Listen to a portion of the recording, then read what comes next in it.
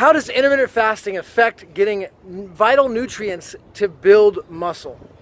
Mick Branoff had a really good question. He says, what about getting the vital nutrients and macros for muscle repair and other vital functions in the 24-hour period during intermittent fasting?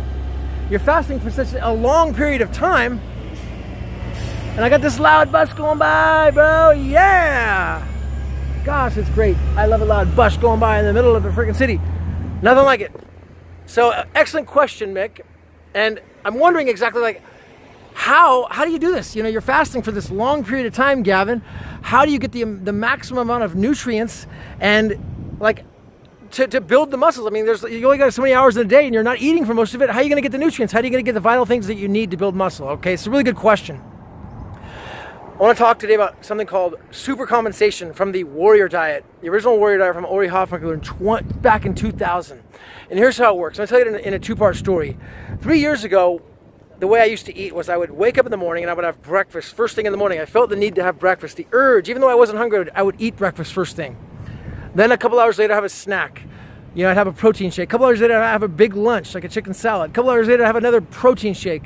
Then a couple hours later, I'd have another big dinner. And then I'd have a dessert after that. So like 6 to 7 meals later. Now, let's say me of today, Gavin of today. I'm going to use myself as an example. I don't eat breakfast. I may have some black coffee, some sparkling water, drink some alkaline water throughout the day, some apple cider vinegar and water. And I may hit like a whey protein concentrate shake, like just whey protein concentrate and water if I'm training heavy. And I may do a bulletproof coffee, which is just black coffee and like a MCT coconut oil and some either ghee, like it's called ghee or really good grass-fed butter, Kerrygold butter. And that's about it. I may have that. Other than that, then I'm going to have a big dinner. But let's say I ate the exact same foods between 3 years ago and today. The same amount and the same foods. The only difference was when I ate them. Let's say it was exactly the same. If you looked at like the amount of nutrition, okay, the amount of amino acids that I was able to absorb from the protein that I ate, the amount of nutrients and the vital proteins and minerals and the vitamins and all the food that I ate that I was able to absorb the way I ate 3 years ago to today, it is vastly different. In the Warrior Diet, Ori Hoffmeckler talks about, you know, I'm going to throw just a general number out there. I believe it was about 25%.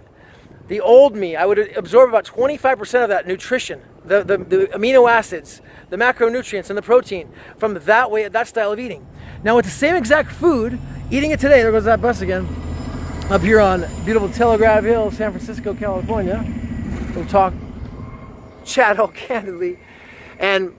But you take me today, and I eat the same exact food. Now I'm able to absorb 100% of the food. So to answer your question, Mick, by allowing the body to build up an appetite, okay, by building up a very hungry appetite and not eating for that 18, let's say 16-hour period to start with, the body then starts to crave these foods, and it's in starvation mode. The body's actually starving. It thinks it's starving, so it's burning its fat reserves for energy. So the human growth hormone starts to kick in and pick up. You got this energy like I feel right now. I feel energetic, but I haven't eaten, you know, in, I don't know, 18 hours. So you start to feel this way because what's happening going to the fat reserves, you're burning that. But ultimately, when the food then gets eaten, okay, the fast is over, and you only have like say 4 hours to eat, the body, it actually absorbs closer to 100% of the nutrients in the food. So when I shock it with that Greek Spartan salad, the Greek Spartan salad that I talk about, or the hummus after that, you know, or like a whey protein concentrate, or get into the heavier foods, or whatever I'm going to eat, lots of more produce, vegetables, fruits, you know, good other proteins, if you're going to eat meats or fish, whatever you're going to have, then the body's able to really utilize the protein, the amino acids, the good carbs, all the vegetables, the produce that you're putting into the body, and it's not going to waste. This is something called supercompensation, okay? And you go back and reference the Warrior Diet if you want to look up further into the information on this, and Ori Hoffmeckler talks about it in detail in his original studies. And this is something that we can take advantage of and capitalize on through this fasting period, through the intermittent fasting process, through the Warrior Diet strategy. So I highly, highly encourage, if you haven't already tried it, to see what it feels like to build up an appetite. See what it feels like, what your body's actually craving. And I'll tell you, when I first started doing this, it's really a powerful thing. And I noticed I was craving produce, I was craving vegetables, I was craving like real raw vitamins from the food, from organic food that was clean and washed. And I wasn't craving junk food or sweets. I wasn't craving, fried foods. I was craving, food from nature, whole foods that were going to give me the maximum amount of nutrients that I could absorb. And I'll tell you, once it hits the body, it's like the body just soaks it up like a sponge and absorbs every bit of it. It feels like charges me. I feel charged and I crave it. It's like become a habit of having like these incredible amount of produce. So if you're starting this and you're new at intermittent fasting, and I challenge you to start building up an appetite, and I challenge you to try to eat your vegetables first, eat your produce first, because when you're hungry and you have that appetite, you eat that produce first. Man, I just finished the whole thing. I challenge you to start with that. How you can absorb, all of those nutrients during the fasting process. So, hey, I'm just talking to you on a random riff. A lot of the comments, I appreciate them coming in. I'm not the all-knowing. I don't have all the answers. I'm gonna put together a Q&A to try to cover a lot more of the other questions and comments that are coming in. But a lot of the guys are asking me about studies, and just a quick riff on studies. Gavin, where's the proof? Where's the proof? Where's the studies at? First of all, the proof is in the results. That's the only place you're gonna find proof is in actual results. Okay, so my mentor, he always taught me. He said, Gavin, you only listen to people who have achieve the results that you want to achieve. If they've achieved the results and they can prove that they've achieved the results where you want to go and they have done it, listen to them and follow their guidance, follow their steps. Those are the guys, those are the mentors, those are the teachers, those are the leaders you want to listen to. The guys who point to other things in books and what other people have done or other things. I mean, it may be helpful information, it may be useful information, but I'm not going to truly listen to them as my leader and guidance. And I really hope that the point that I'm trying to make here regarding these studies is that whatever you find on the internet, and we have studies, they're worthless. They're garbage. And the reason being is because real studies, they have to be published in peer-reviewed medical journals, done by doctors for millions of dollars on actual people. It's called human clinical trials, where, let's say, 200 people go through a process for a year and they show their bodies before and their bodies after. Well, that costs millions of dollars. Now, there have been many that have been done, but you have to be an actual doctor to research, to actually get this information. It's not on the internet. You can't get it on the internet.